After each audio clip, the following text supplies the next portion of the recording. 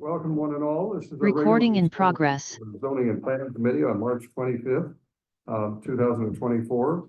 And present at the start of the meeting, we have the Vice Chair, Councilor Oliver, Councilor Getz from Ward 5, Councilor Albright from Ward 2, Councilor Kalis from Ward 8, Councilor Danberg from Ward 6, and we're also joined by members of the Planning Department, and we'll introduce in due course. But I do want, and also Councilor Princeman is joining us virtually. Thank you, Councilor. So our first item is the appointment of Rosmi Efike, I hope I'm pronouncing that right, to the Economic Development Commission, but correct me if I'm wrong. He's resident of 15 Taft Street and for a term of office to expire April 1st, 2027. So,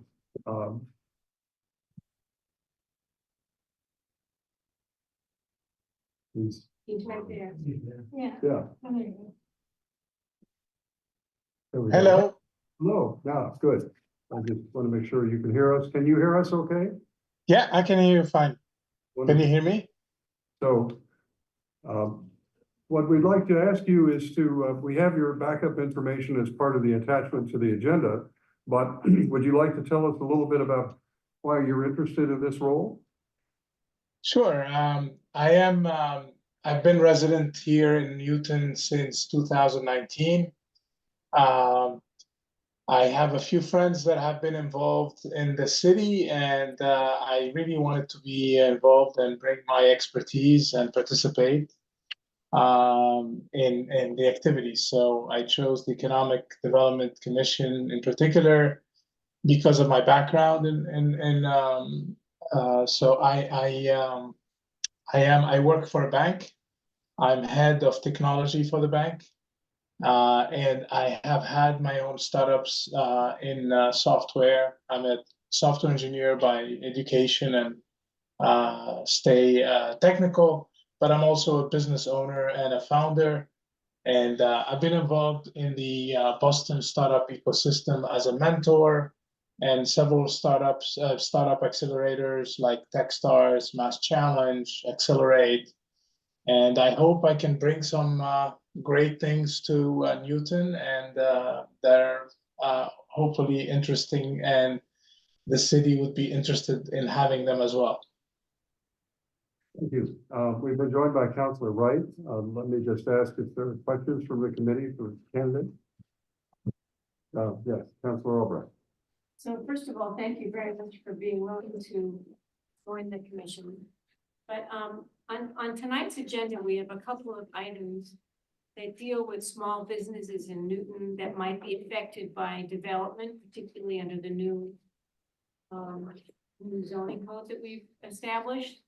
And this is just the kind of item that it seems like the Economic Development Commission could weigh in on and give us their opinions.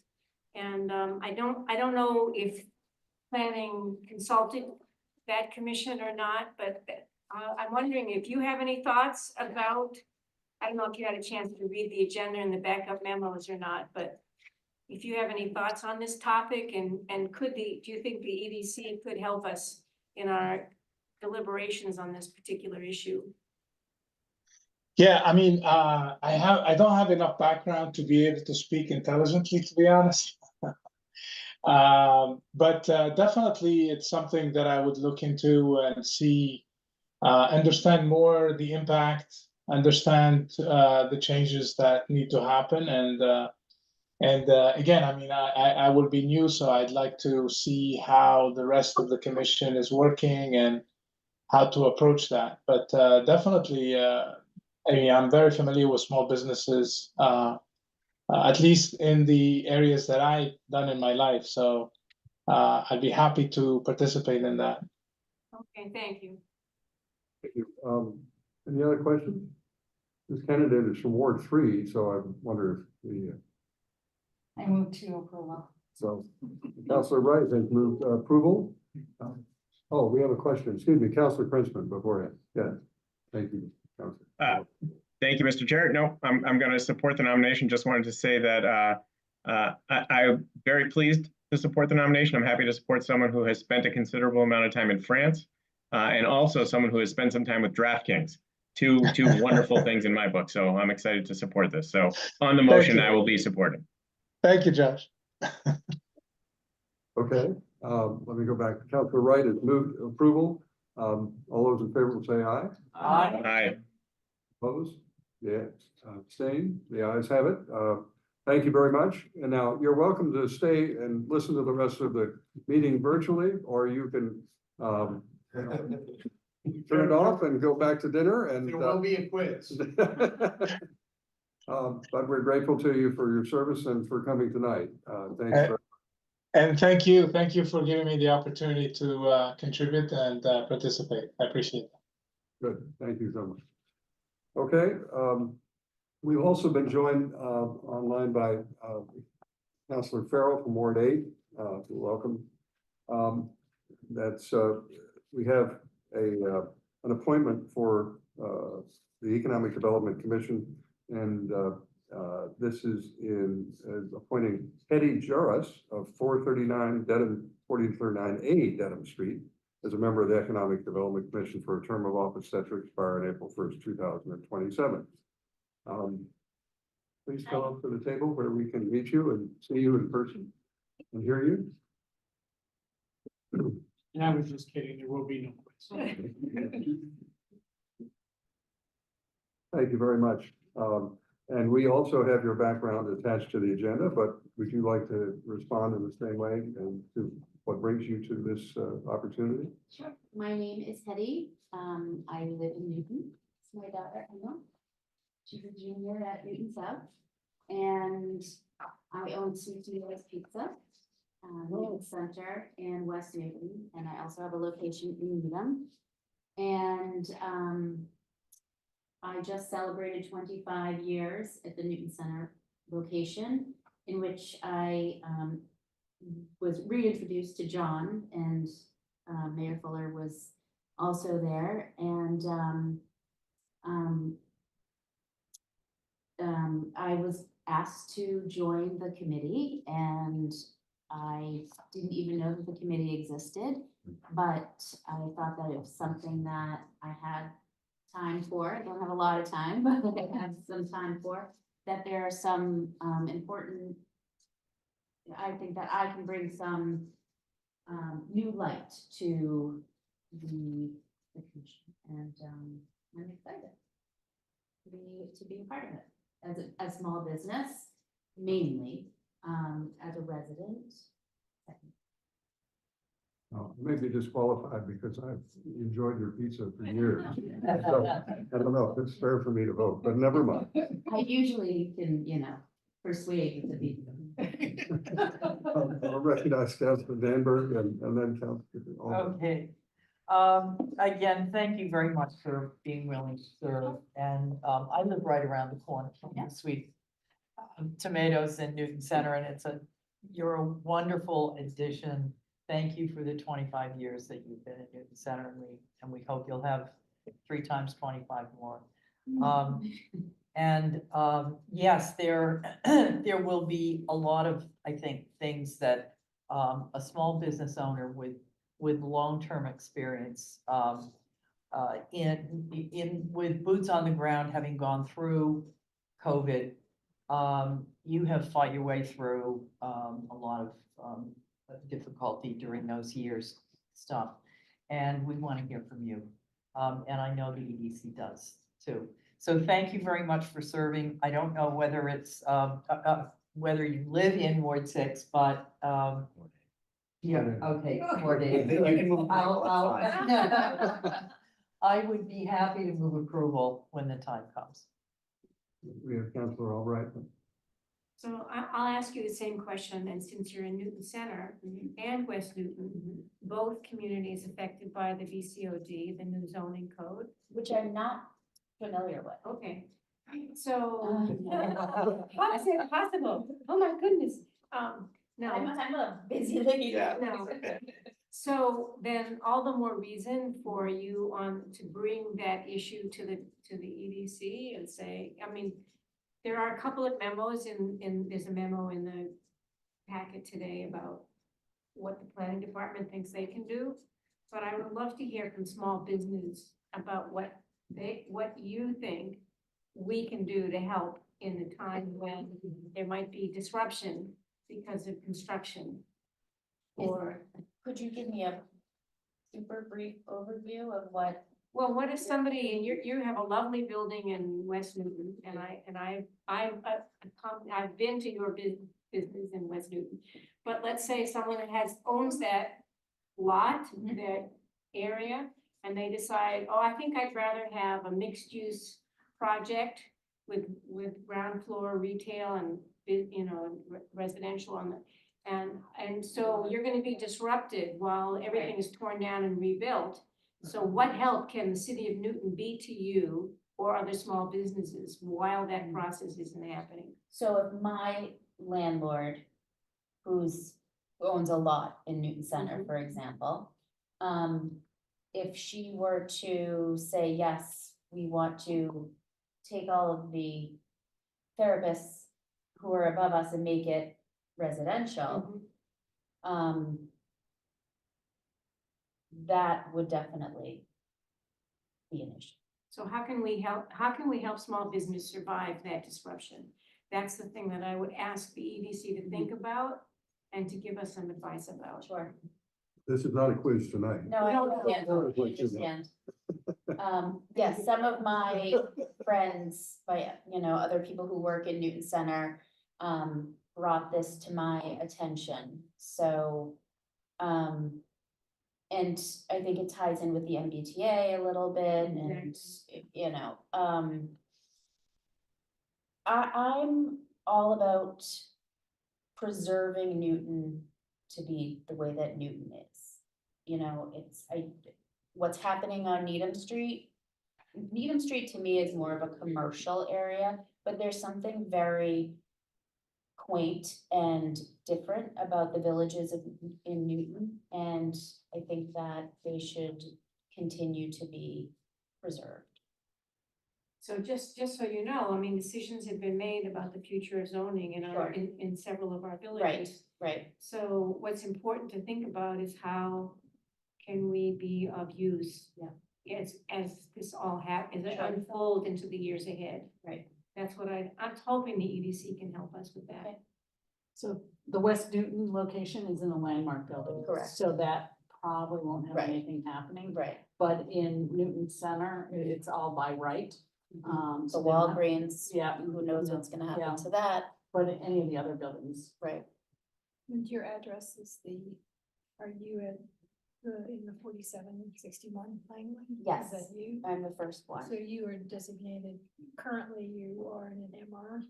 Well, no, you are actually BU1, and then it looks like you are designated BC3. What does all that mean? We will have a conversation. We have a big conversation about that. Okay. But it's, these are terms of art that get tossed around in the committee, but they have real life meaning, and Sure. we hope that as you take on your responsibilities, they'll become more clear to you, and then your response will be more informed. Okay, But we're delighted to have you with your background. We don't expect you to get the recipe right the first time. okay. Okay? All right. We don't. Depends on what recipe we're talking Yeah. about. Right. For the margarita? Pizza, that is. So I That's just wanted, okay. I really appreciate you stepping forth. In the past, I've known a lot of people on the EDC, and I think the EDC can be really valuable. So as you are on there, and you and Ramsey coming in new are getting acquainted with all the issues and how the EDC works, don't be afraid to speak up to make sure that your voice is heard, because new blood is definitely important. And there are times that, I've wanted to hear more from the EDC, just as Susan has kind of referenced, and sometimes they might say things, they might come out with opinions, but they're too late. So thinking ahead, as you have to do in business, I think is really important. And making sure that if there are disagreements, that those get communicated as well. I think it's very important. It's a pretty large board, so. But I really think it's great that you're on there. Well, I started this business when I was 23, and being a woman and having to fight for what I want, and I want it my way. I, you know, definitely, you know, had to jump through hoops and manipulate. But I'm not afraid to speak my mind, so. Good. Hopefully the EDC will be okay with that. Yeah. Y'all just kick me under the table. We welcome the diversity of opinion. Definitely. And I'm a good listener. You don't have to be bashful to get a point. So, all right, we have a motion to approve, and I hear that? Yes. Yeah. And all those in favor will say aye. Aye. Opposed? Abstain? The ayes have it.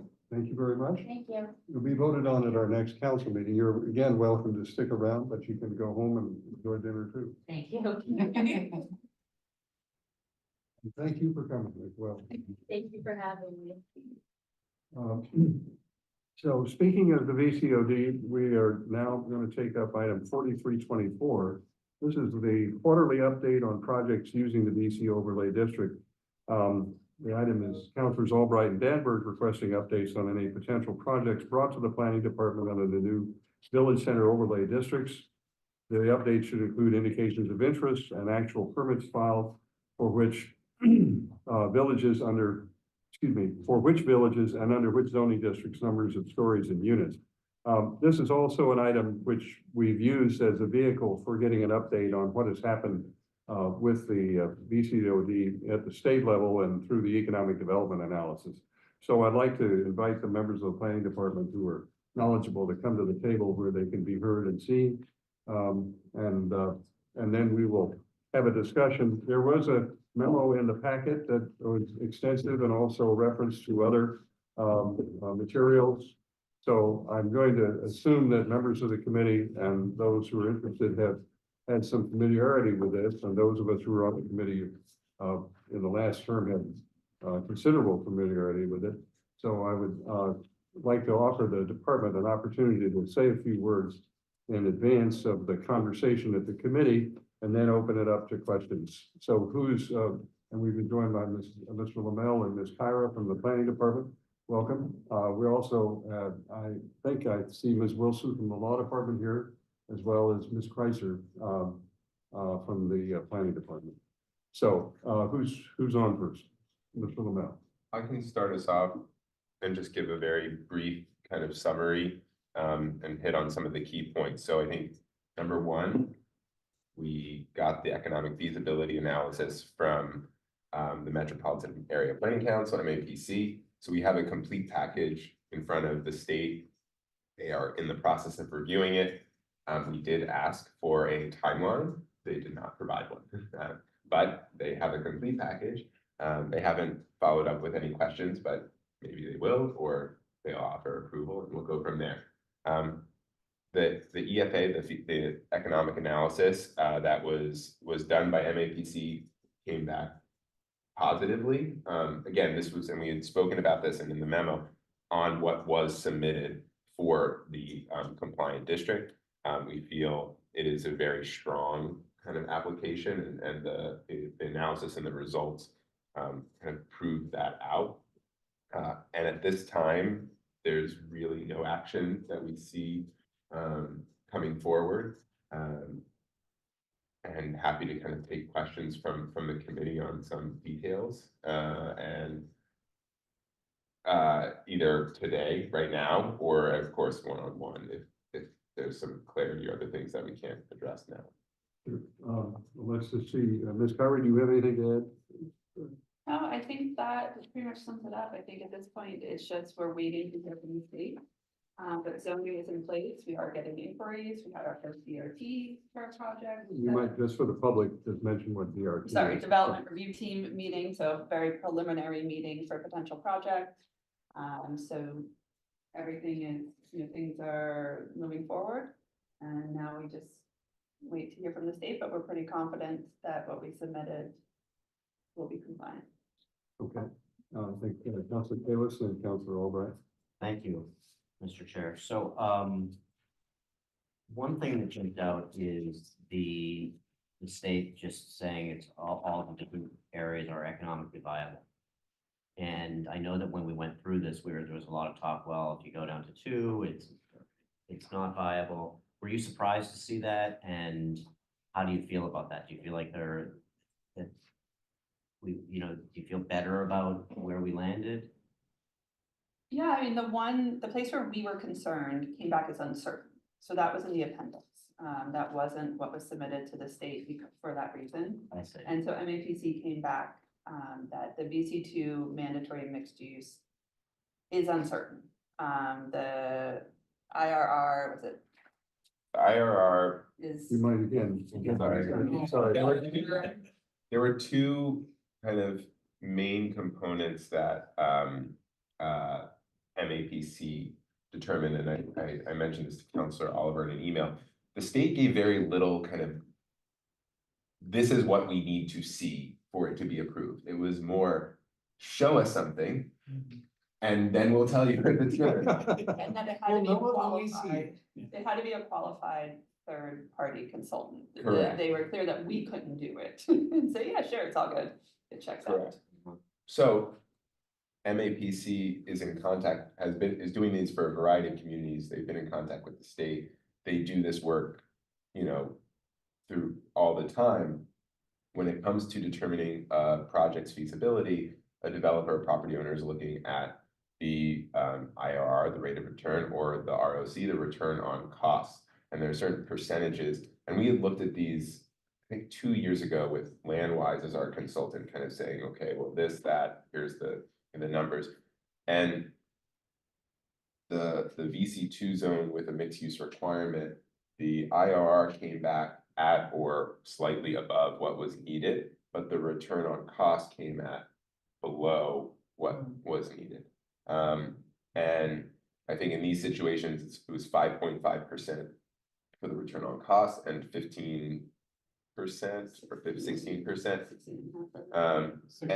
16.5, and different markets will demand different returns. And so the 5.5 things were coming up back at 5.4, 5.3, and those 0.1 differentials are a big deal for your typical developer, your typical builder. And what the analysis showed is that there might be situations where certain property owner, certain developer at a certain may be able to realize the project for a slightly lower IRR or a slightly lower return on cost for a variety of reasons.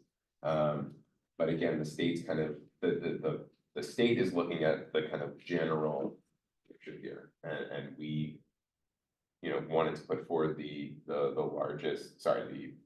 strongest package possible, and the decision was made not to submit those because of that. But we actually are. Here it said all scenarios tested within the EFA came back as financially viable.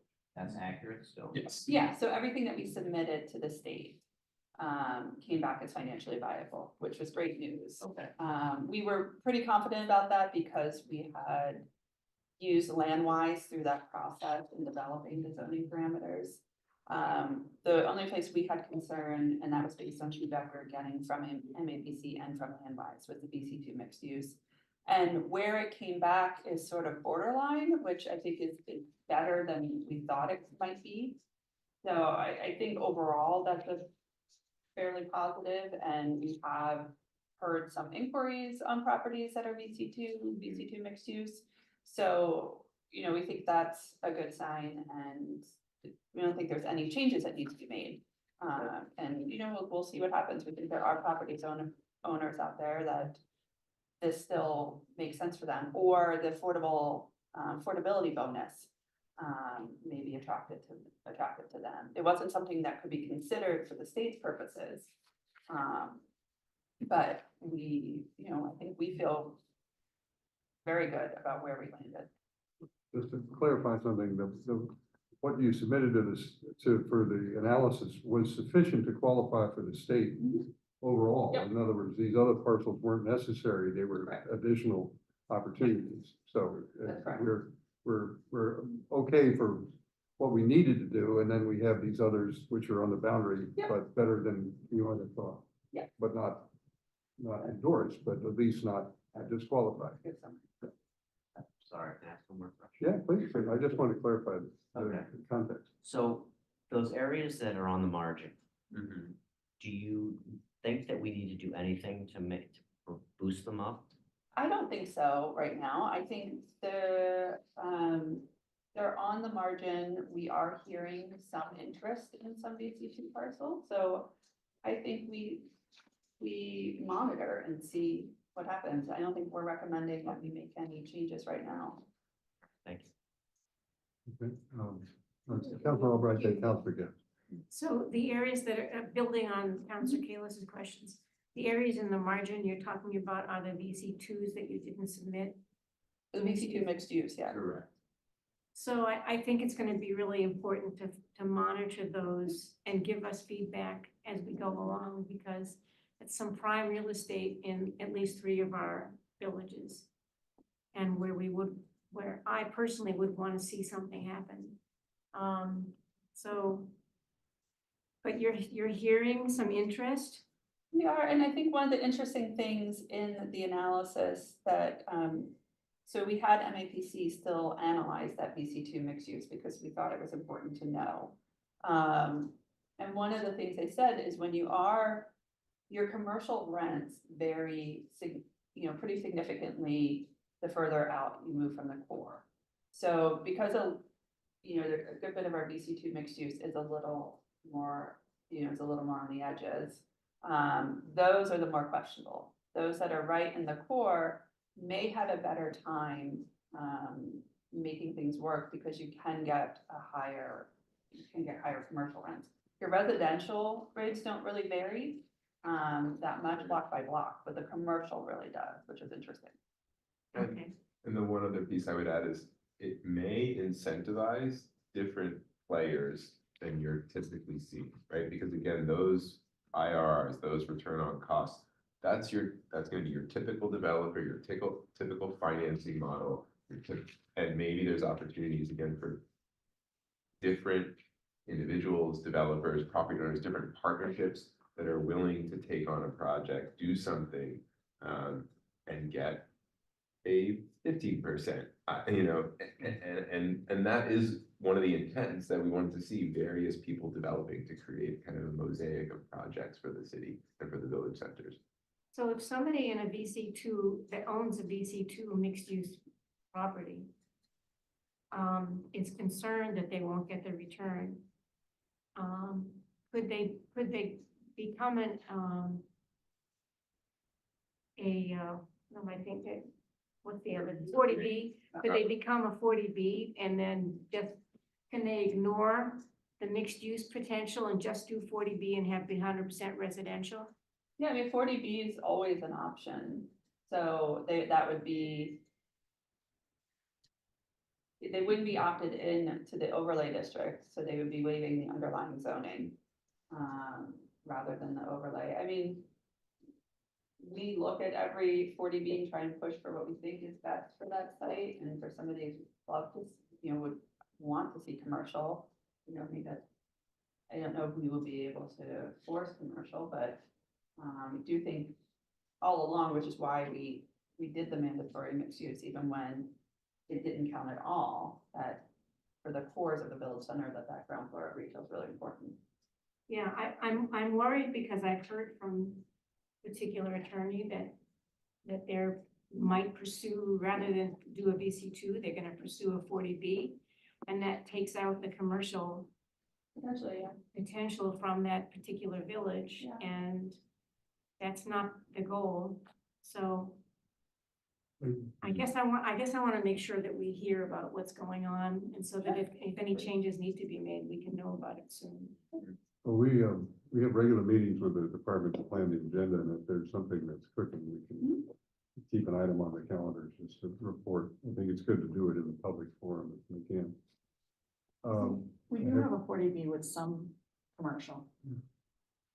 Let me recognize Very limited. Councilor Getz, then Councilor Van Bergen, then Councilor Oliver, and then Councilor Lee. So, just, I'd love to understand from you very specifically, because I'm looking at the maps now and I'm sort of seeing lots of holes, and whether or not you would recommend anything, just in terms of, I think that what would be your recommendations? That's not number one, because I don't see, in my mind, I'm thinking that the BCOD went in and it's not going to affect the zoning. What's submitted to the state is in a different category in my head. It's the distinction between the two.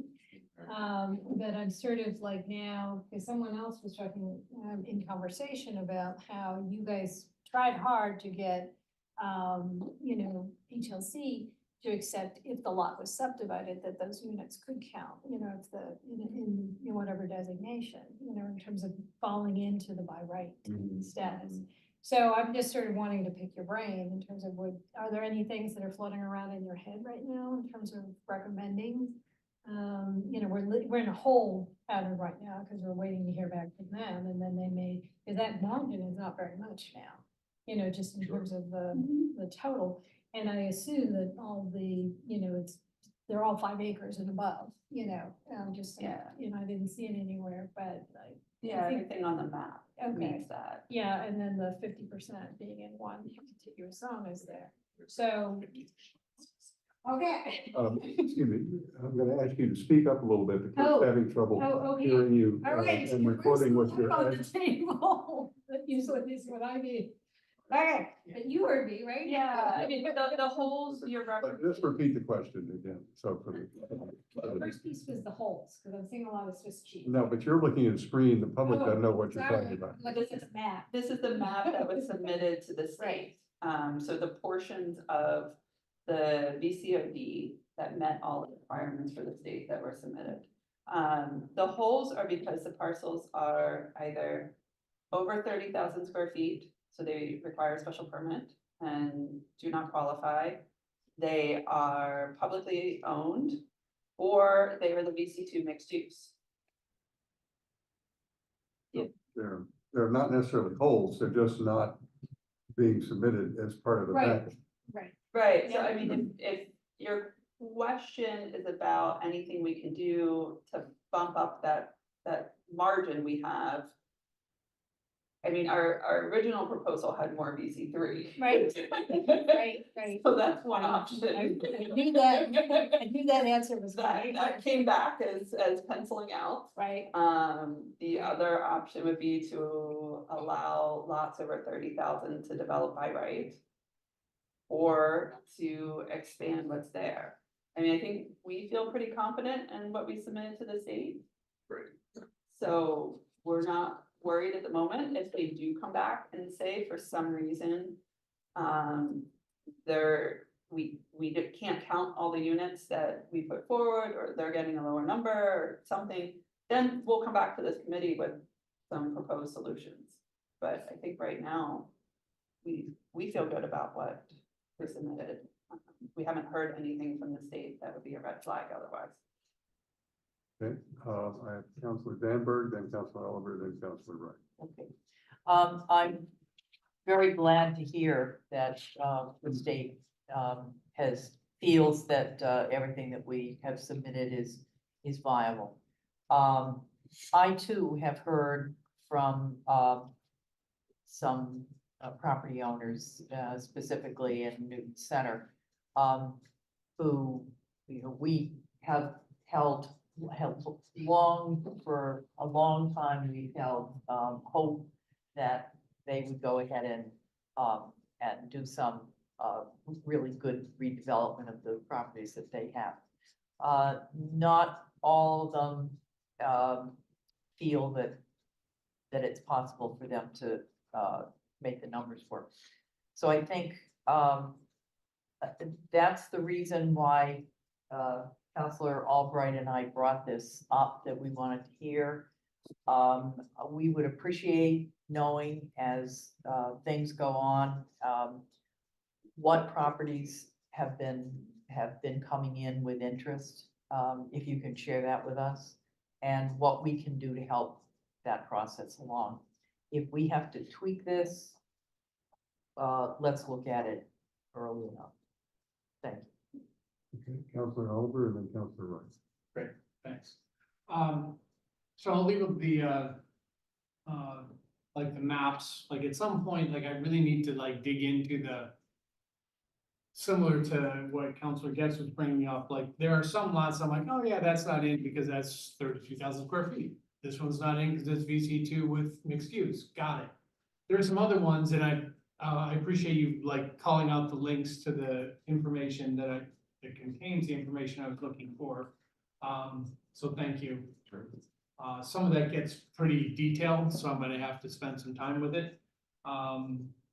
But I am curious, like there was one element at least that stuck out to me within the EFA that we got back from MAPC that wasn't Now, just say what it is. I'm sorry. the economic feasibility analysis that Sorry, we got. it's No, just, that's fine. That's, yeah. We just want to make from the public MAPC. understand. Right, go ahead. Okay, just making sure I'm still okay. Yeah. And everybody can hear me. Yeah. Yep, all right, so we're good. MAPC started to use 0.7 parking stalls per unit. And the rationale is, well, that's more or less the average of what people are actually building. Right. But my question to planning is, if they use that in their calculations, they're not reviewing our zoning. They're reviewing what developers build. And I'm like, personally, I think that should be moved back to 0.5 because they should be reviewing or doing an analysis of our zoning, not what people choose to build. Like, I don't think there's any way to argue that logic, but I am curious. And the other question I had is, when you, if I understand correctly, they did run the analysis on VC2 with mixed use required. Were they also using 0.7 parking per unit for that part of the analysis as well?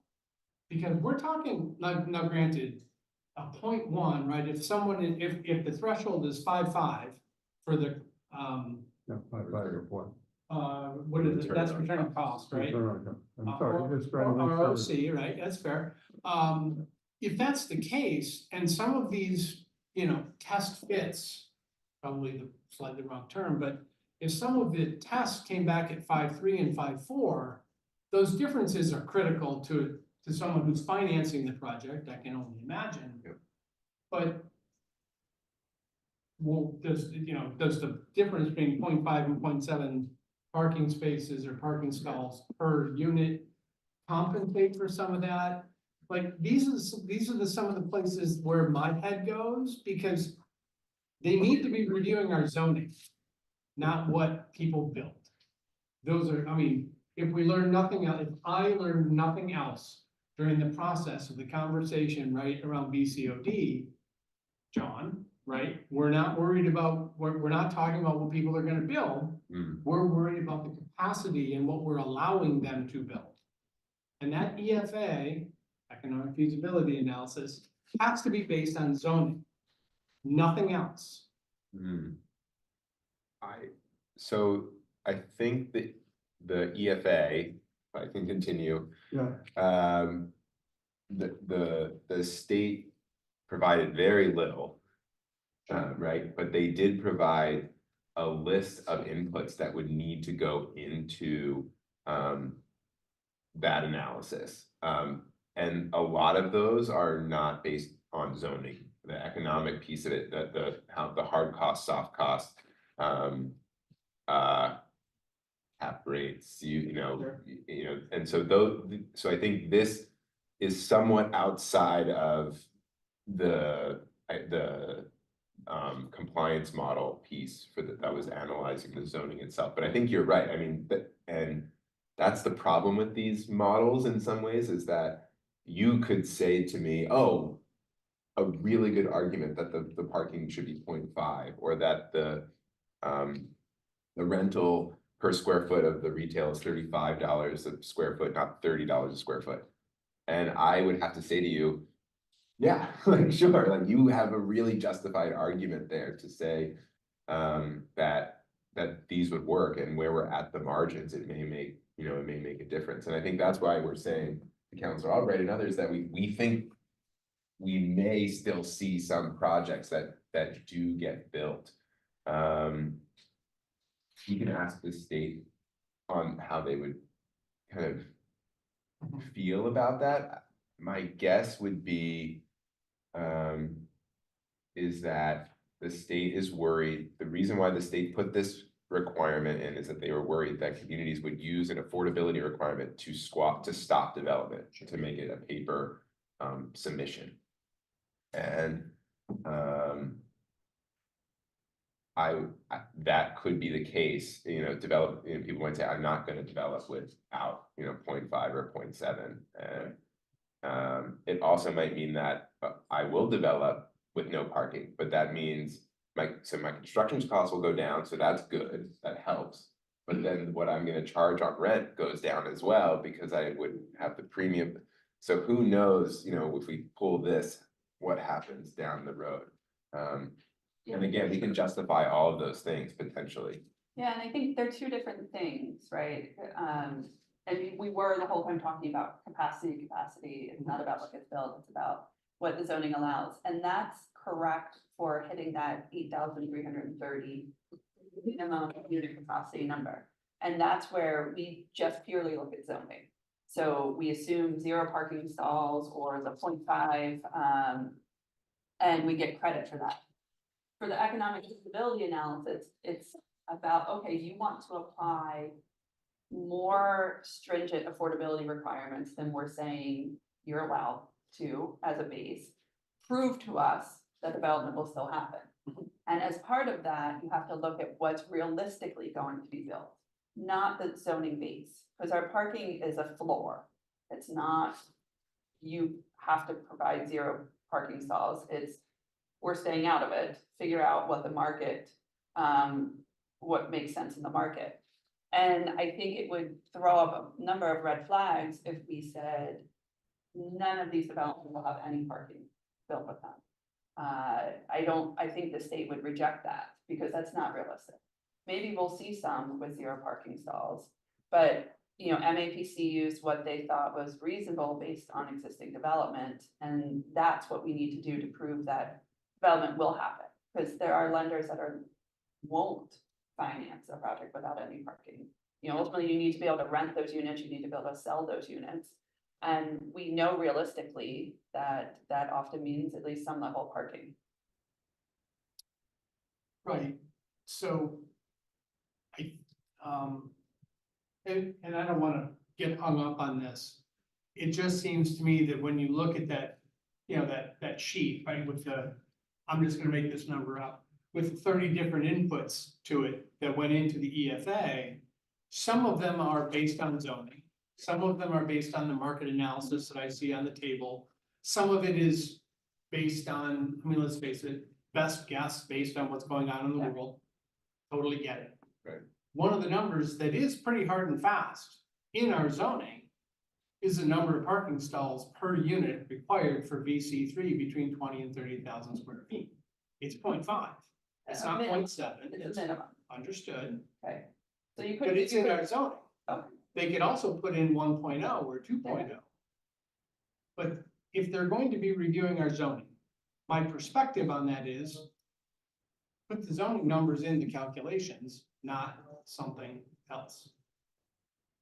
Maybe that's just an opinion of one, I don't know, but it does seem to me that that's kind of an important baseline to hold. These are the numbers the city council passed, let's use them. So just to clarify, we'll go to Councilor Wright in a second, but just for purposes of understanding, what I'm hearing from Ms. Kyra is that even if the zoning says a certain number, the feasibility analysis used some other more conservative inputs. In other words, saying, okay, let's assume you've got to provide parking, can you still make this go? And I assume that the net output of that is that this still can go even with those more conservative numbers. So you're right that if you were doing it very strictly, but we seem to have gotten past, it wasn't a case where that was the break point. They were using something that was more I guess the best way is more difficult for the city in some ways because it's saying something that wasn't in our zoning yet, nonetheless, it was still feasible. Is that fair? I just want to understand the concept, but I think your point is well taken. All right, Councilor Wright. Thank you. I'm actually not gonna ask all my questions, you're gonna think it's a lot already. I've been getting a lot of complaints on the map and the mixed use, BC3 mixed use, it's like slashes or whatever. Unless you have a huge screen, people can't see the difference. So, and then whatever you use, maybe use a different color. Are you talking, sorry, are you talking about this map or the online zoning maps? This map, but this is Okay. online too, I think, there's stripes or whatever, or no? No, so this map is just for the purposes of the council understanding what portions of the village center zoning got submitted to the state. And, No, Councilor, yeah. hang no, on. they I were, can't they were hear you. complaining about this one. Okay, You can't ask a question But without, also they would like to see, and a couple of people were saying that it should be the same, you know, using the same colorings and this and that, instead of changing it up each time. so it's the same everywhere else. If anyone's interested in knowing what the zoning is, they should be using the official city zoning maps at this point, or assessor's database, GIS. Those are all consistent. I do think there are things we can do to make them clearer, and we have been getting some feedback there. This map was really just for informational purposes for the Okay. council. and when you say this map, you're referring to the The one economic that- feasibility analysis. Again, I'm sorry, just the But it's public. not notice for all the this. piece, it's the one that was Submitted to the submitted state, to the state. which is missing VC2 priority street items. So one of the things you said, the VC2 priority street is mostly on the outskirts, but there's a lot on the main section. And I'd like to get the percentage, because like West Newton and Newtonville, right in the center there is roughly the percentage of what's in the heart of the village center versus the outside.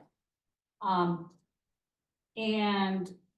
I'm sorry, but you want a percentage of what? VC2 priority, what's in more the center of the village center versus on the outskirts? Because the ones on the center, you know, are much more viable, but I think it's more than 50%. Might be 60%, and how you were talking. The mixed use VC2, most of it was outside the village center, but I don't think that's the case, so I'd like to see that percentage. Well, I think Ms. Carver said that some were inside and Yeah. some were outside. Yeah, but they were saying most were outside, and I don't think Sorry, I that's true. don't remember saying most, so I apologize if I did. But I was saying that the positive thing, I think, from the analysis we had at MAPC too, was that those rents, commercial rents are higher right in the core. It varies, you know, that drops pretty quickly as you move out. I don't know how you define that, but there is a good bit that is right in the core, particularly in West Newton and Newtonville. Mhm. And why was removing the VC2 priority street, why was that not discussed with ZAP before submitting to the state? I mean, we found it kind of by accident, going through some of the documents after the fact. I would think that if, you know, we passed our zoning, and I understand the over 30,000 square foot lots would not be included because it's not by right.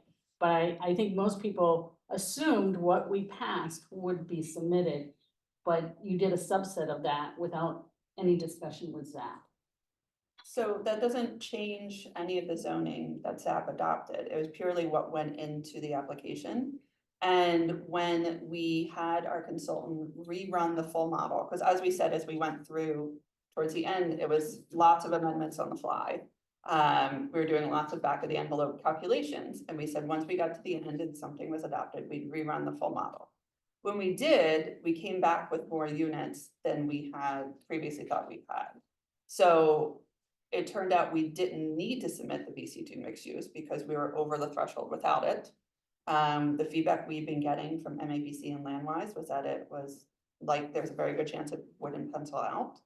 And we had to hit that 8330, so that's what we submitted to the state to make sure that we had a strong application to them. And that might have been the correct answer, but I think it should have been discussed in ZAP. Understood. going through this document, and I'm a stickler and you understand too, I think you are with numbers, there's a lot of sloppy stuff here, and I'm hoping that it's sloppy. Like on page 6 under recent development, you know, you talk about at the beginning, you know, being outside the 800 units down on Needham Street, and you said the second largest project approved is 140, but you're missing Riverside, which is 550 units. And I have more projects in here that have been approved than what you're approved, which would change your calculations of what the medium is and things like that, so. So we did send MAPC everything. Mhm. They were primarily looking at projects that developed under our inclusionary zoning. So they weren't looking at the 40Bs for the most part. We sent them that information because it was still helpful for them.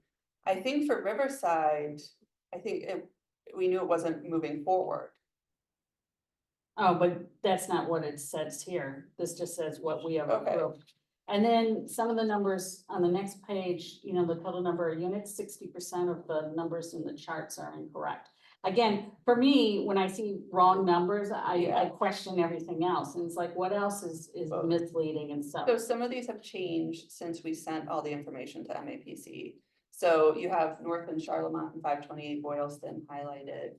We had- Dunstan East's been approved for a couple of years. that one is just wrong, you're right. Yeah. I'm not sure what's wrong there. For North and Charlemont and 520 Boylston, that's what they were when we shared the information with MAPC. And then, one analysis, and I can write to you, is, you said the consultant worked with the city staff to confirm the feasibility of the different iterations of the village zoning as it evolved. So while we were discussing it last fall, they were going through this feasibility, or what does that I mean? think this is, yeah, I think this is referring to Landwise and earlier, so no one at the very end, when a lot of the changes were happening, we did not have a consultant evaluating the economic feasibility. But earlier in the process, as the zoning was evolving, Landwise was weighing in. Okay. And then just one or two more. And again, this is with the data and stuff. I was looking and I had a realtor take a look, you know, your market rents and sale prices. And one of the 40Bs actually did one of this with rents on here, which actually are a lot higher than this. Like the one bedrooms go up to 4,500 and then for the for sale ones, like they said, the 193 Oak Street, which was built in 1988, but it was supposedly renovated, but it wasn't. And some of these are a lot older, so it wasn't really comparing apples to apples. I know it's hard to get stuff, but these are on a lower end, and this is part of the feasibility and what could be built versus what's actually happening now and what's being sold now is a lot higher than what's in those tables. Let me just clarify, the effect of using the lower numbers still is economically viable, right? My point is the BC2 priority streets. If you had the higher numbers, which is what actually happened, that would have been more viable. I understand, I'm just trying to, but I think what I'm hearing is that there, even if those more accurate market numbers were used, it would make this more viable than less. Oh, right? yes, Okay, yes. I just want to understand the process, but But to me, again, it's more not using the most accurate numbers, you know, for me, that just kind of is a red flag, and wrong numbers, that's a red flag. So for me, I question everything then, once I see that. it's like a typo in a. Yeah, but if it was just one, that's different, but when there's a lot of. Hopefully the state accepts it. Well, the thing is, generally, it would be even more feasible with these other numbers in there. Which I think is great that on the conservative side, it still came out as feasible.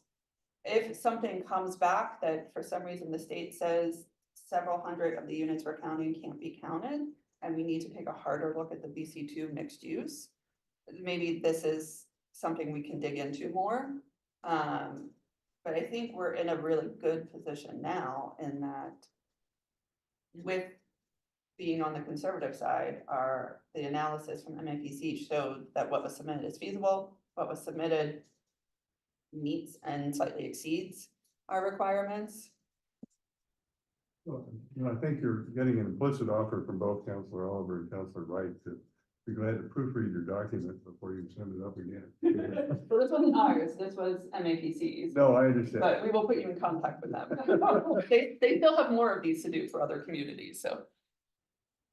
We're just volunteering for Newton. not- Yes. We're not that. Be a side job. Yeah, we're not doing all of everybody else's work. All right, I want to conclude our conversation, but. Quick question, just, so if someone's in a VC2 area and they think it won't be viable, but it could be viable if it was VC3. Just to clarify what the process is they would come to Zach for a rezone? Yep, they would submit for rezoning.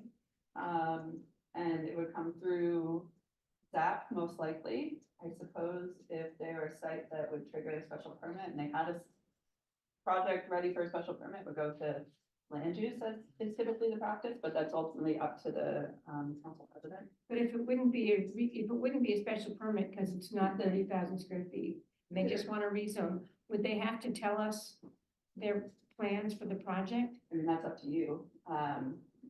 Based on what happened with the Ward 4 thing, I'm guessing they would have to. That's up to you. To submit for rezoning, no. But They could submit, I for think. you to One grant of- it. One of the things that we should flag, because it's been raised by one of our colleagues, is the assignment of those site-specific.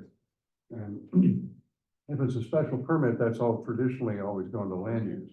But in these cases, remember, these are situations where supposedly as of right. And so part of the rationale was, this is all you get. You get a lot, but you don't get any more unless there's a special permit built into it. And or the affordability bonus. And so I think it would be important, and we can clarify that with Ms. Moore and the president, that any potential site-specific rezonings inside the VCOD district that doesn't have a special permit should come to this committee, because we dealt with those issues to begin with. It would be odd to have them go back to land use because they didn't deal with them. This committee dealt with it. And that's So- generally been the practice too, is a standalone rezoning request would come through ZAP. And you may see some, we have had some interest in properties that were not included, that would like to be included. There may be some that come through. Would it be proper for them to show us their financial, look, if I do this, it doesn't work, if I do this, it does work? And use that as part of our, You can ask for all sorts of stuff. I do recall in Ward 4, we had a whole conversation around a parcel that wasn't supposedly going to be redone, but just need to be cleaned up. yeah, And we ultimately said, no, thank you to the proposal, because we didn't know for sure what that really was going to be. So we can't necessarily require it, but I think that the implicit learning of that experience to me is that the more forthcoming an applicant is, the more likely they are to be successful. One thing that's a little different with the village center zoning, so some of our existing zoning is so broad that you really don't know what's gonna happen. You know, this is pretty Right. specific. right. Like we know the max, you know, what the largest form will be of the building. We know the design standards that need to be included. So maybe there is less risk of not having sort of a detailed project before you, but you know, ultimately, ultimately that's up to this committee. Okay, thanks. Okay, any other discussion? I think this is an item that is a continuing item, and so I would entertain a motion to hold. Happy to move hold. There we have double motions to hold by Councilor Princeman. Remember, I don't know if Councilor Casey. I'll defer. You'll defer. Councilor Princeman has moved hold. All those in favor say aye. Aye. Opposed? The ayes have it. No abstentions. All right. Thank you very much. And thank you for being responsive to the questions of the committee. Councilor Getz, you had one other thing, and I asked you to be, Yeah, okay, no, you're we okay? were very specifically talking about the map, and I just pulled up the database because I wasn't sure which map you were. What? Pam was like showing a map, and it was the one that was end of the document. All right, so you're all set. All right. I'm good. Okay. Okay, moving on, thank you very much. This is an update on the Municipal Affordable Housing Trust. You all can, you're gonna not go home, are you? All right. So we have Ms. Kreitzer here to update us on that item. Ms. Kreitzer?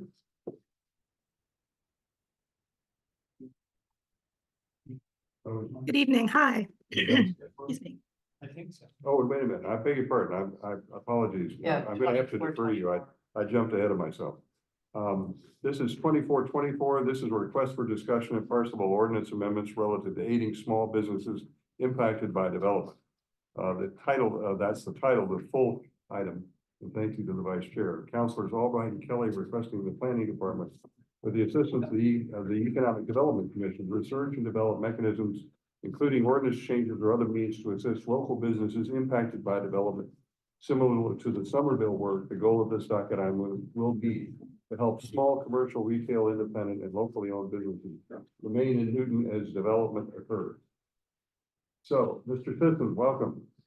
Thank you, Mr. Chair. And thanks to the committee for having me. I did prepare a memo for tonight's meeting and just wanted to touch on a couple of things.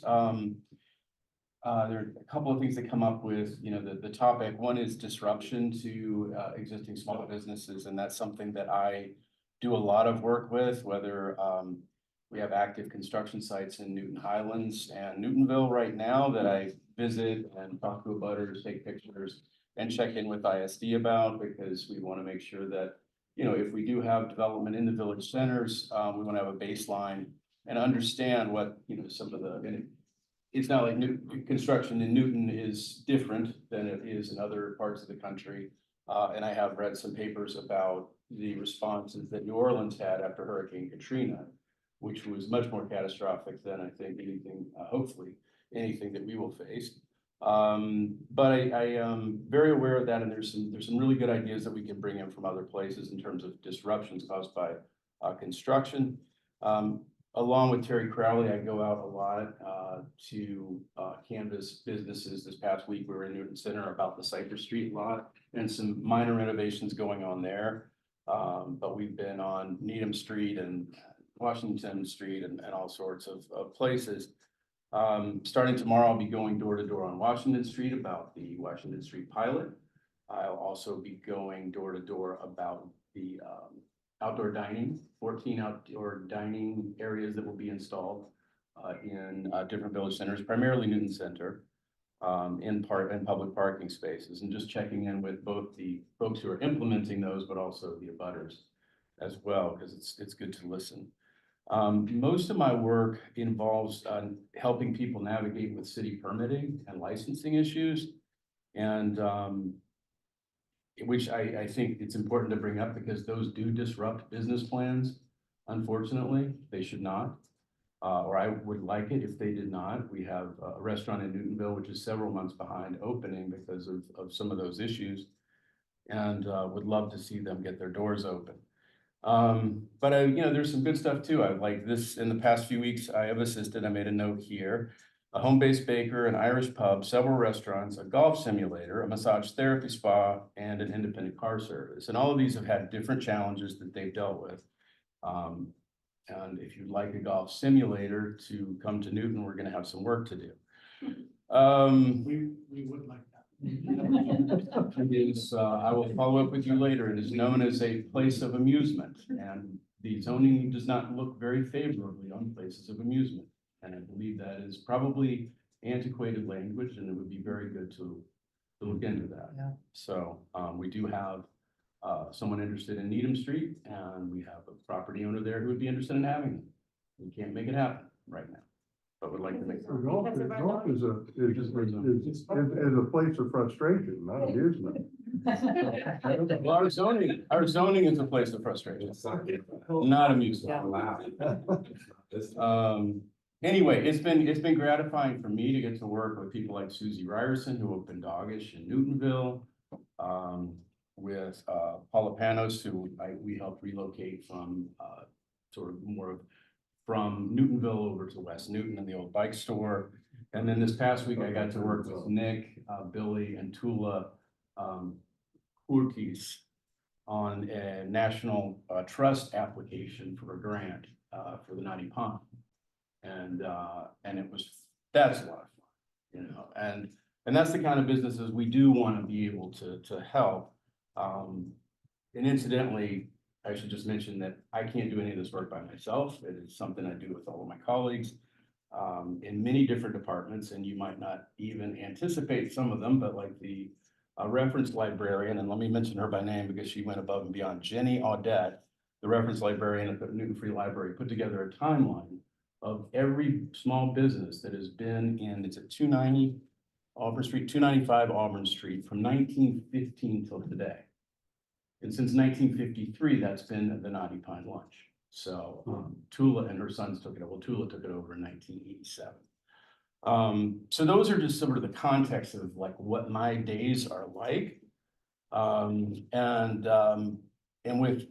so primarily what I deal with is disruption and trying to help businesses get through that. With regards to displacement of small businesses, I think we have very few tools at our disposal, and that's, you know, sort of where I think this is maybe the second part of a discussion that I hope we can continue. And that is that there are a couple of things that we do have that strangely enough are in the village center zoning. One is the making it harder for banks to locate in our village, three of our village center. And I'm going to screw it up because I know Jen has it, but in two of our zones, it's a special permit. And it can't be on the first floor. So what I love about that strategy is it keeps those storefronts available to other sectors, you know, sectors, more high traffic sectors. That's a great I think an anti-displacement strategy. You know, and another one is just that we've talked about, I think at our last meeting, about reducing the floor, the floor plates, business footprints to ensure that they're smaller storefronts. So I think that you know, following up on the difficulty of or making it harder to permit less desirable uses in our village centers and making it easier to permit the ones we do desire. I think that's a wonderful area of inquiry that I think deserves more attention, and I would love for staff to work on that.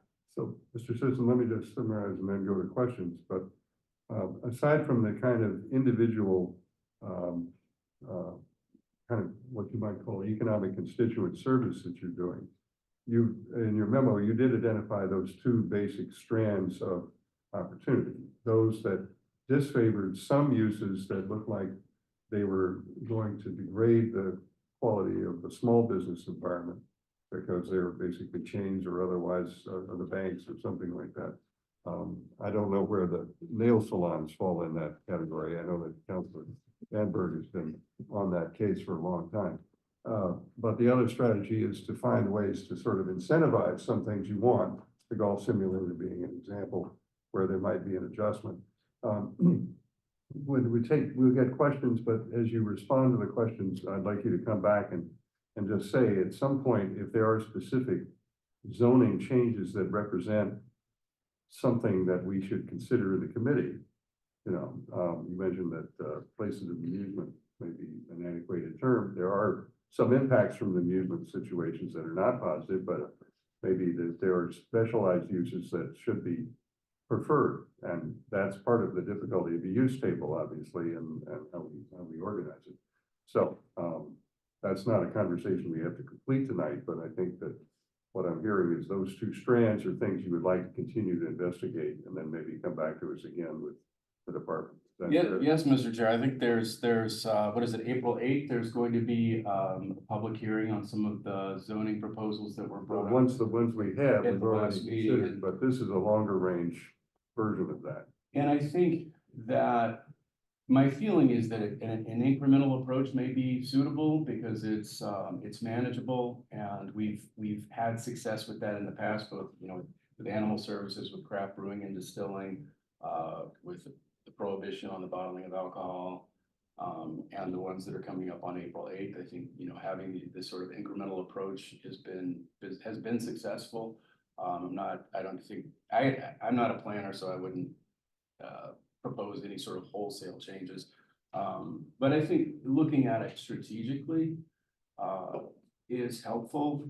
Perhaps looking at the sizes of stores, you know, perhaps under a certain threshold, maybe not nail salons, but under a certain threshold, maybe it's easier to permit a small business under a certain number of square feet.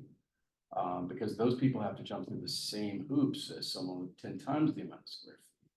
Well, I think that's the kind of threshold conversation that you can bring back to us. I mean, part of the value of what you're doing, I think, is that you're accumulating through case studies some system changes, right? And while you know, the other example of discouraging, we had the whole question of firearm sales in the city, and that was another very controversial but long, you know, very high speed response. So I think that as you do the incremental, but also my hearing from members of the committee just articulating Pat's conversation, is think about the strategic response in various places. And I agree. I think there needs to be a strategic framework about how we approach this and the priority in which we take these things on. I think these are things that I have talked to the Economic Development Commission about. We just had the changing the guard new officers, so I'm hoping that this will be on our agenda for our April meeting. But yeah, I think that we need to have sort of an overarching strategy. And I think the one about let's make it easier to bring in the things we want and harder to permit the things that were not as desirable in our village centers. And then perhaps we need to figure out what those definitions are. Banks are closed more than they're open.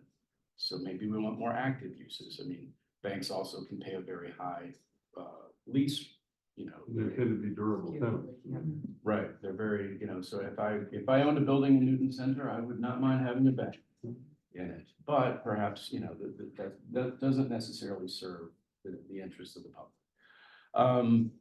So yeah, I would reference the Harvard study of Somerville and development pressures there. There's a lot of information there, and I'd say a good third of the document is really just a deep dive into the data and looking at existing conditions in Somerville. There's also a section on assistance. Much of it is about financial assistance. And then there's some other, the last section that is interesting is on zoning. And I do think some of the zoning that we're discussing tonight is definitely viable. I think some of the assertions made by the Harvard students are debatable about how effective zoning can be. I'm not a planner, these two are, and I'll defer to them. But I wasn't sure if some of the, you know, these are Harvard Kennedy School students. They're obviously very smart, but they're not planners. So I would love to, you know, continue this conversation with my planning colleagues. But I think in terms of what I gleaned from that report is three things. And one, I didn't mention all of them in my memo, and I apologize. One is just more efficient permitting processes. You know, I help people every day with our permitting processes, and it's better because we're on NewGov. We have it's wonderful to have an online permitting program. Not every department's in it yet, so we still have people having to go to other departments. And there's still some cracks where things fall through, and we need to address those. Another one is communication, which is what I mentioned in my memo. I think there's a lot of opportunity for better communication with the business community about both disruption of business and potential development, and also about efficient permitting. You know, those are the communication sounds like a throwaway word, but really there's a great deal there. There's a great deal of opportunity for, I think, the city to make improvement. And then finally is the business-friendly zoning amendments, both the ones that are going to be discussed April 8th at a public hearing. And I included in my memo attachment A, which lists another 10. I cannot take credit for, I don't know if I put places of amusement on here now that I think about it. That one just came up this past week. So, but I have to, credit my colleagues in planning because like Jane Santosuoso, who has been wrestling with these issues along with inspectional services commissioners, they've been wrestling with these for years and they've identified them long before I got here. And we've slowly been chipping away at them. But I think the focus on helping small businesses now would really, I think, provide us with some momentum to push a lot of these forward.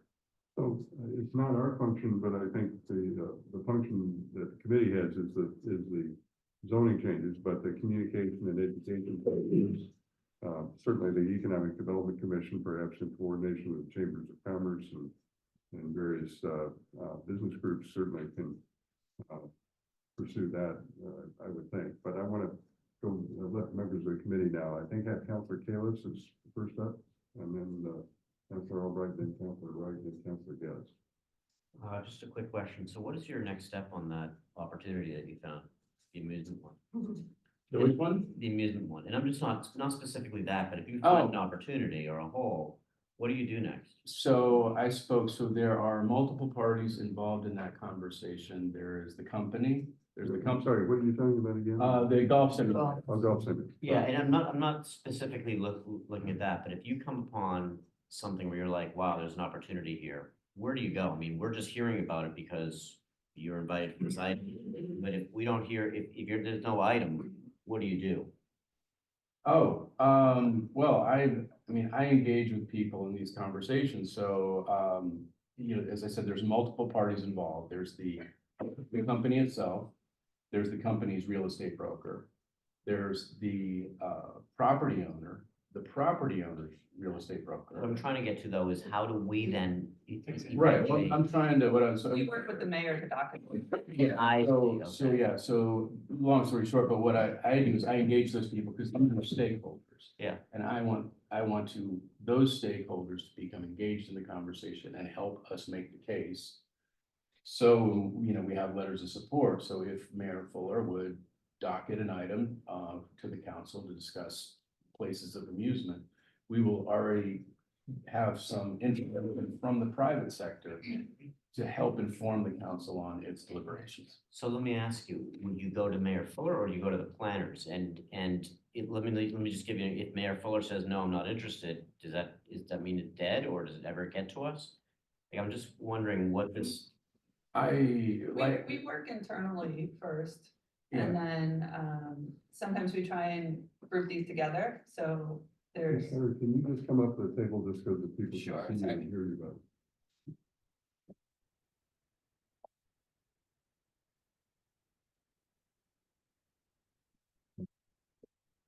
We have internal conversations about this, try and understand maybe why it's not allowed, look back at the history and try and get a sense of is there a good reason? Is this a new use that doesn't neatly fit into one of these categories?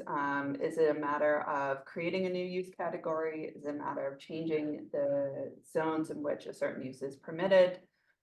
Oftentimes we try and bunch some of these together, so we're not bringing a bunch of one-off. So like the cleanup item you have in front of you that's set for public hearing on the 8th was some similar things. The personal instruction sort of came out of these conversations of something's just not quite fitting. But then we would bring it to the mayor's office, the docket. I don't know that we've had the experience of the mayor saying no, absolutely not. Sometimes there's already been conversations from counselors that are interested in docketing it, and we'll work with those counselors to develop language, develop recommendations. But we usually try and move those forward when we identify them, if we think there's a good solution. And would you ever bring it to the chair of that? Certainly. I mean, because I'm just asking because if it goes to the mayor and there's a no, I just want to make sure that the council's also aware. Sure. Yeah, I would also bring up I do discuss these matters with the Economic Development Commission in our meetings, and they do like to provide support. We've moved very slowly and deliberately as an appointed body, traditionally in terms of engaging the entire membership so that everyone feels that they're participating when there is a letter of support. There's also frustration, I think, within the EDC of moving too slowly. And we would like to, so I know sometimes a city councilor will offer a letter of support and have other counselors sign on. Yeah. We're talking to the clerk's office about, is it possible for the EDC as an appointed body to do something similar? We're very aware of, open meeting law and wanting to stay in compliance with that, but we would like to move more quickly. I believe you mentioned that earlier in this meeting, and this is something that we would definitely like to do, and I think the commissioners would very much like to feel more engaged in a timely manner. Let me just clarify though, I think for two different questions. One is there a particular ordinance change that might be proposed as a result of the homework you've done? Members of the committee would like to know about that either through me or through these conversations. But then the question is, what do we do with those? And letters of support are an important part of the second stage. So I don't think that they're mutually exclusive, but I think that our focus is really on what the zoning should be, not necessarily the support for it. And we welcome support for anything that makes sense, obviously, but I just want to distinguish those two things. And but thank you. I think I now go to Councilor Albright, then Councilor Wright, and then Councilor Gibbs. So I want to say, first of all, thank you, because I know you're a one-man band and the department, and it's a big city with lots of businesses, so I know it's hard to get around to everything. So thank you. Cannot claim that I do. No, I'm sure you don't, but you're We try. working your way through it, so I want to thank you for that. So I think we've talked about the zoning issue. The permitting issue is kind of interesting. Is it only because some departments are not on NewGov, or what is that issue all about? No, I think our permitting processes are pretty, I don't think anyone around this table, correct me if I'm wrong, has anybody formed a business in Newton and gone through the permitting process. It's a lot of paperwork. If you open a business, and thankfully, I have to say NewGov, as big as it is and hard sometimes for me to navigate, it's great to have that workflow. Because when someone, the woman I met with on Friday, she was in the office today, she's already applying she's the massage therapist, already she's in the process, and it lists all the things that she does need to do. And it's amazing how many different check boxes you have to get a certificate of occupancy to legally occupy a commercial space. There's a lot of hurdles to jump through, and if you've done a home renovation and you've gone through that process, it's very similar. Does it require an analysis to see if we could simplify the process? Would that help? I don't know, because I honestly don't know, just because I'm not familiar enough with it. I know that, I believe I work with the fire department, I work with other departments on, when I have questions and I want to provide some guidance to someone who's calling about opening a business, and, and there's maybe, let's say they have compressed gases and cylinders and they need, some guidance. So I connect with the fire department on that before, because the last thing I want someone to do is sign a lease and then get a nasty surprise. Right. And most people don't. They do their due diligence first, but yeah, I don't know. I think I don't think so much there's, and Jen or actually, my other colleagues like Jane could step in and probably give us a good, better, more thorough, I think, understanding of processes. I don't think it's the permitting process itself. I think sometimes it's what certain uses may trigger that may not be necessary. For example, I think in my memo, I mentioned Bettina's Bakery, and I was hanging out there last week meeting with the neighborhood area council president. And she doesn't have enough seats in there, but for her to get more seats, it's a special permit amendment, 3 months there, and also a parking waiver. So this is, these are not, I think, heavy lifts necessarily, but she's running a food service operation and it's small. So these are again zoning issues, because These are we zoning make issues. rules that require them to come to us for a special permit. that maybe we need to, you know, Under a wait certain- our way around. Under a certain size, like, you know, if Bettina's is a model, is like, can we just let her do this by right up to? Yeah, Yeah, I think that would be very interesting. And that's where we have, I think, the most ability to, simplify things. Some of these other codes are all, it's a lot of hoops to jump through, but they are important. It's fire codes, it's Okay. health codes, Right. it's, plumbing codes, all of those things. And that's where having someone like John, who sort of acts as a concierge, is really helpful to help people sort of navigate their way through. I think we can be better about providing that information up front and being clear about what steps you need to go through. But I think the place that we have the most ability to simplify is zoning, where we have put these things in place, where certain uses always trigger a special permit or just aren't allowed. Like you can't do retail under 5,000 square feet on Needham Street, which is part of our April 8th Right. item. Parking, I think we may have brought this up once or twice during the village center zoning. It's our favorite. You might have topic. heard this one before. Yeah. Stop me if you've heard this before, but. So, Yeah, so, I know in Newton Center, And then can I just enhance? Oh, sorry. I want to give other people a chance to talk here, but I okay, think then before you leave me, I want to just put a marker in for, we haven't talked at all about displacement tonight. Right. So I want to make sure that you come back and we talk about that issue as well. and that is something that John does, that like matchmaking piece of things. As a city, if you're really talking about displacement, it's committing significant funding to that. The things that we can and already do are, things like the connecting people. And that's, I think, something that John's really great at, is connecting those businesses with the right property owners, the right brokers, finding them other spaces. Especially food businesses. And the other place I want to put a marker in is coming back to this issue of parking waivers and seats in restaurants. And that definitely, it might even require its own docket item to focus on those two things together. And I would just, if I Yeah. If I could just follow, so that is, I think, my memo.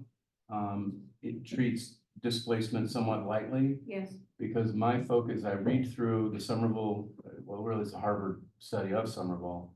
That report does mention many of these approaches that are very financially, these are financial support that would need substantial funding to budget and staff. And some of the other approaches that are listed there, and I'll be happy to follow up, if that would be helpful. But I really, given the capacity I have to accomplish things, I would really like to focus on what the council and the city can actually control now. And that's why I'm really focused on these things, but I will follow up. thank you. Okay, thank you, Councilor Albright. I do want to get Councilor Wright, then Councilor Getz, and Councilor Danbury. quick question, the Harvard study in Somerville, can you forward that link? I'll be happy. I haven't been able to find it online, but I do have the PDFs and happy to share those with, however the best way is to share that with the I committee. think what I would suggest is that as part of the report, we'll add, Ms. Norton can make those links. And I think just put a note to highlight that they are provided for the benefit of the public. Okay. That's it. That's it. Okay. Councilor Getz. So, I did a little look in terms of the ordinance itself, just in terms of seeing, where the place of amusement is permitted, as a use. And it was highly limited. It was actually in the BB2 by There's special four, permit. and it's by Right. 4 zones by special permit only. Right, so it definitely seems, and then the actual, in the ordinance itself, it wasn't even defined as a term, it was reserved, which is, I thought was equally bizarre. Keep reading the ordinance and you'll find it, a lot of this, yeah. Okay, so, but this is really important because it turns into things like, gathering places, bowling alleys, all sorts of places that people in the community can gather. And then it fed into like where it was permitted on Needham Street and it was like not good, in terms of just not even being eligible. So I would assume it would be like the firearms, where we would then have to change Well, I think, where these yeah, uses were I mean, permitted. part of the thrust of this conversation tonight is that we're asking Mr. Nissen basically to confer with his planning colleagues, and as he gets individual cases, what I'm hearing he's saying he's willing to recommend, and when they accumulate enough, to become another little package that we can deal with. I Yeah. think it's very difficult for us as a committee and the council to deal with every single item that comes up. A lot of the work that he's doing is, as I understand it, is sort of concierge, which is basically explaining the mysteries of city government to people who have no understanding of it, so they can do it. But I assume the thrust of the conversation tonight is that we're receptive to a package of amendments that may be in order, if, as long as they don't produce unintended consequences, because again, part of the rationale for some of the restrictions were, as you point out, some of the places of amusement can be, have side impacts that people would be concerned about, so they want to understand where they're going to be located. Yeah. Bowling alleys, however, may not be a problem these days, because nobody's bowling, as I understand it, but that may be my misunderstanding. Well, It is, a lot of people bowl. A lot of people bowl, good, I'm glad to hear it, there's a whole book was called Bowling Alone, and I was just. and the only other, because I want to dovetail with what Councilor Albrecht said about the displacement, and I think that's really important, and I've been looking at Brookline quite a bit, just in terms of, what they are doing. They have quite a few advisory boards for small businesses. So I think the EDC needs to play this role, here. But I mean, they're developing grant programs, to then take submissions from candidates, small business candidates, with ARPA dollars, like $500,000 worth, so it's, I think that we need to look at the surrounding communities, because you were talking about the dollars that are required for the displacement of small businesses. And I think that we are so fortunate to have our villages and our construct with small businesses in existence now. So we really need to help, Yeah. One of the difficulties, I think, of being an affluent city is that, for example, we can no longer use CDBG or block grant money, which we receive a great deal from the federal government, but we do not have census tracts that qualify to use that for economic development purposes anymore. So we don't have that funding source, and so that's the chief question is, where's the money coming from for any of those programs? And that is a good question. Yeah, no, but I'm also even suggesting that. No, that excuse me, you're gonna have to speak up to the Okay. clerk. I do believe that there's a residual ARPA. There is like 1%, there is some money there. Yeah. Okay, okay, all right. Okay, sure. I mean, the question of displacement is a fair one. Let me go down to, Councilor Denver. Thank you. I'm gonna start with the banks, nothing on the first floor. I have been looking at this for decades. And in fact, Bronxville, New York has it right. They not only, they allow 400 square feet on the first floor for a bank to have an ATM, let's say. All the rest is on the upper floors. And they also do not allow any financial institutions, no medical dental offices, no real estate offices, no non-retail can be on the first floor. At first, banks hated the idea, they fought it, and then they realized that it was a great idea because they could get second floor space for less money. And it allows first floor space to be used for retail. It works really well in that community. So maybe we'll pursue this. Parking waivers. We did a blanket parking waiver on Union Street, and it's worked out very well. I think we should look into doing it certainly throughout Newton Center and in more villages throughout the city, because we can't torture restaurants the way we've been doing it. Forcing them when they want to put in a few more seats or have seats outside, to either have to remove seats inside to put them outside or come in for a special permit or a waiver. Language, entertainment, obviously, we have an old definition of what we thought entertainment was, or a fearful definition of what we thought it was. And we need to change that. It would be very helpful to hear from you. And probably that's you personally, John, because you're the one-man band here. On what your thoughts are, where you've seen barriers put up to a business or businesses coming in because of language that needs to be changed. Permitting and store size, I think that's a Sorry, brilliant idea. I didn't understand that. Permitting and store size. Of store size. Okay. So that if you have a store under X, 5,000 square feet or something like that, that it's a much easier process, that we don't have to go through a special permit process, or the process that they now have to go through, whatever that is. And as you say, none of us have had the pleasure of going through that process. And lastly, where are the glitches? Let us know when you find a problem and when a business runs into a problem and you have to handhold in order to walk them through what seems like what should be a really easy process that's not. Let us know about it so that we can change it and come up with, we can all come up with language. And let's not drag this on for months and months. Let's just come to us with the problem and let's try and solve it right away, because I think we can do it.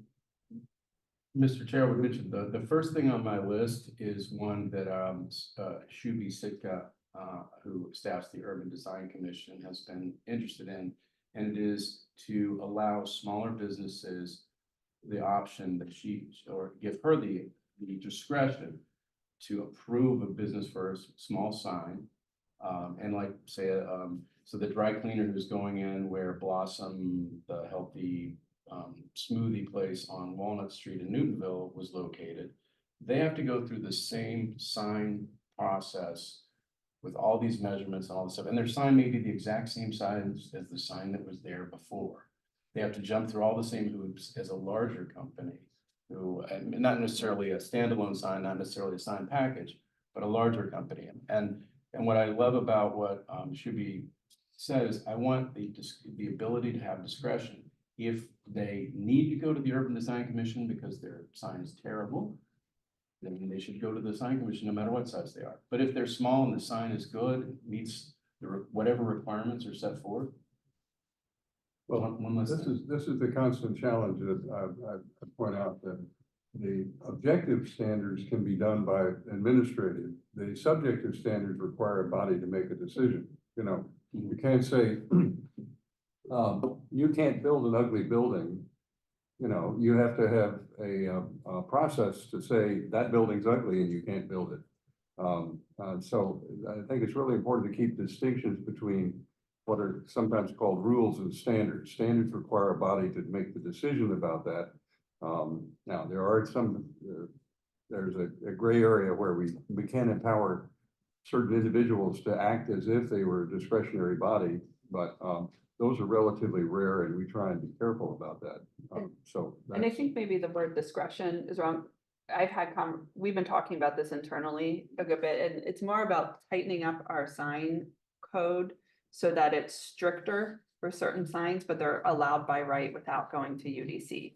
And that there are some types of signs, types of materials, types of illumination, sizes of signs that always go through UDC, but your basic tenant signs could be done by right without waiting for the monthly UDC meetings. Thank you for the clarification. You're absolutely right. And I think what Shubi wanted to do is just didn't want people to get through just because they had a sign that could be by right.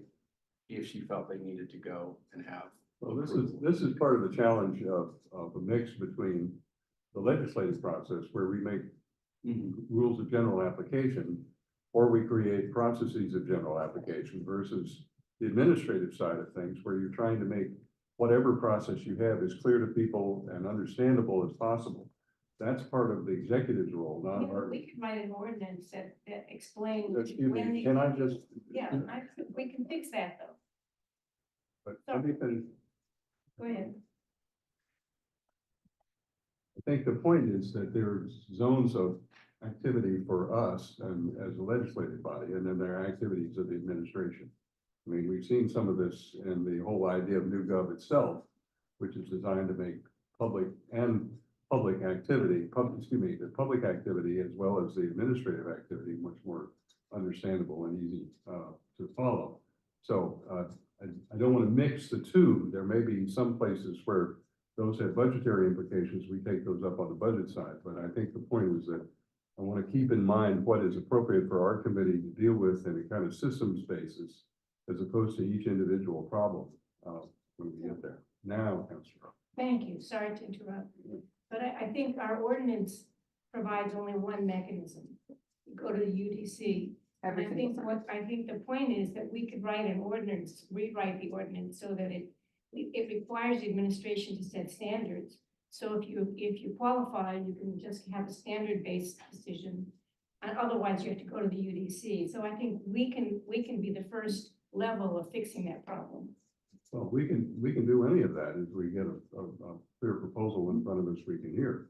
I don't think there's uneasiness about that. I think the only other caveat that I just add my own comments, a number of these situations represent a tension that we always have in rules of general application and in a situation where we have to write a public rule as opposed to somebody who runs a shopping center can pick and choose tenants and set all sorts of standards outside of the visible realm because they're packaging a whole group of people together. We've got to say what you can do in a particular area that doesn't have necessarily bad impacts on the neighbors. So every time we take care of somebody's individual problem, we always have to be sensitive to what happens to the folks next door.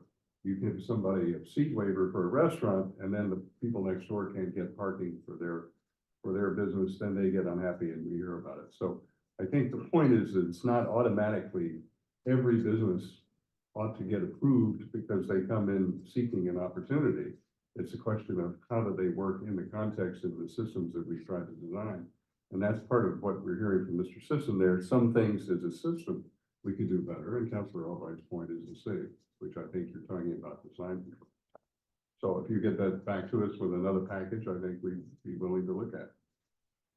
I don't hear any dissent from anybody in the committee. Okay?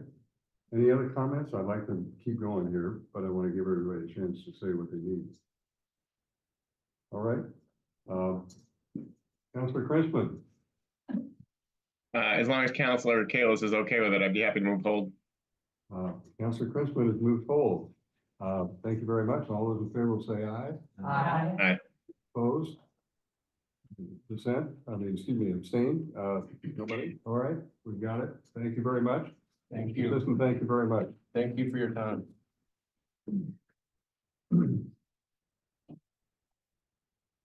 I would think that just on a planning basis, you can confer with your colleagues here, but this is the kind of thing that sounds to me like you're going to probably hit about every 6 months. You'll probably have a kind of a small package of fixes as they go through. Not all of these are technical. There are some of them are policy fixes. I'm hoping quarterly, or if not more. There's a lot. Well, And I'd like to, I think while we have momentum, Mr. Chair, on helping small businesses, I would no, love I to don't get this think done. we can't do it faster if you've got something for us to consider faster. We'll work on crafting that. We try to move things along here. Thank you very much, sir. Thank you. Okay, now item 7224, requesting updates on the Municipal Affordable Housing Trust. Councilors Danberg, Albright, Humphrey, Lucas, Slipoff, Farrell, Getz, Bixby, Kalis, Wright, Grossman, and Kelly, requesting periodic progress reports on establishing the Municipal Affordable Housing Trust. I want to acknowledge the fact that we have the city council representative on the Affordable Housing Trust on this committee, right here to assist in that conversation. But if you're, with your permission, I would like to invite Ms. Kreitzer to say a word or two about where we are. Ms. Kreitzer. Hi, good evening. Well, the Housing Trust was established by the City Council in December 2021. The initial ordinance was established at that time. In the last 2.5 years that the trust has been organized, we've established the membership. We've developed a process for reviewing applications and guidelines for submitting applications. We've had our first 3 applications submitted in the last year. We've gone through 2 rounds of CPA requests, and we have received some inclusionary zoning funding as well. And I think we're right now we're moving through the process of looking at the priorities for housing, working in combination with the Housing Partnership and with the Fair Housing Committee to take a look at what we want to maybe focus on funding where we possibly can. We'll always have applications to react to, but the trust also wants to look at how they can encourage more affordable housing development. Okay, Councilor Albright, do you want to add anything to what Ms. Kreitzer is indicating? Only that we are very lucky to have the membership that we have. I mean, I've only been to one meeting now, and Ms. Kreitzer mentioned it, but they've got a little committee going of the Fair Housing Committee, the Affordable Housing Trust, and the Newton Housing Partnership to work on looking at all the data of what our needs are and what the priorities should be for funding so that they can really set themselves a course of action. And they're really going into it in some depth, and it's just great work that they're doing. Questions from the committee? Anybody? I will just ask one. I was asked literally on Sunday by somebody about whether there was a way to might maybe sell a house to the city with a covenant that it would be sold to some city employee as opposed to who wouldn't otherwise have a chance to live in the city. I don't know whether that would ever come to pass, but I said that might be something the Housing Trust would be involved in, or maybe the Housing Authority. Do you have any thoughts on that? Well, the Housing Trust is authorized to accept gifts of property. So that is a possibility. Years ago, Can-Do tried to have a municipal, develop a parcel for municipal employees, specific to municipal employees. And I think the challenge they had is, they still have to meet all the affordability requirements. It's a very narrow gap for someone who can meet all the requirements, but still afford to buy a property and have enough of a down payment. And when you limit it to just municipal employees, I think you're just further narrowing the number of people who can meet those requirements. So I think it's tricky to put those kind of requirements on a property. But in theory, that's something the trust could work with. Understood. Okay. Any other questions? If not, Councilor Krinsman. I would be happy to move hold on this item. All right. Thank you. Councilor Krinsman has moved hold. All those in favor will say aye. Aye. Aye. Opposed? Abstention? The ayes have it. Thank you very much. My record, by the way, of getting motions through unanimously is just outstanding. Enviable, enviable. Okay, now we have 2 items we'd like to discuss jointly. These are 4424 requesting reevaluation of possible amendments to the inclusionary zoning ordinance. And the second is discussion of possible amendment to inclusionary zoning ordinance to include training. So I'm going to, rather than read the entire item, those of these I think probably can be discussed by the planning department to update us. Is that Ms. Kyra, you or Mr. Lamel? Who's on deck on this? I'll come up, and I think Ms. Kreitzer also can provide an update here. Yeah, I'm happy to speak to this as well. So who would like to start? Well, why don't I start and we have others join in. This department is required every 5 years under the inclusionary zoning ordinance to take another look back at how the ordinance is working. The last one we did was in August 2019, so we are planning this summer to do another look back at the inclusionary zoning ordinance. We previously worked with RKG Consulting on that process, and we're moving forward right now, reviewing a scope of work from them to hopefully contract with them soon to have them work with us again to review the ordinance. And I'm sorry, the people we're contracting, we may contract with again is, this could hear. Yes, yeah, RKG Consulting Are, is the firm that we worked with in the past and that we're hoping to work with again. do you get that? RKG. Yeah, all right, thank you. I just want to make sure that a report and ignore the peers everything. Okay, Ms. Kyrie, do you want to add anything to that? No, I think that's pretty much it. We're working through that scope right now and looking to do a pretty thorough evaluation of how it's been working, what's feasible moving forward, if they're recommending any changes, and specifically looking at the docket items that were provided. And training would be part of that, because that's the other item. Right, so that is something we would definitely talk with the consultants about, including, my guess, and I think I addressed it a little bit in the note was, and in the memo was that the training comes out of the City of Cambridge's report that was done by Case Western Reserve students on the experiences of their affordable housing residents.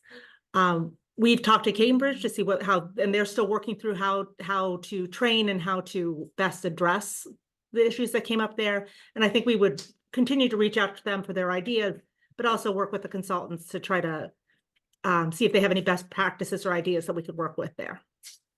Let me recognize Councilor Albright and then Councilor Danber.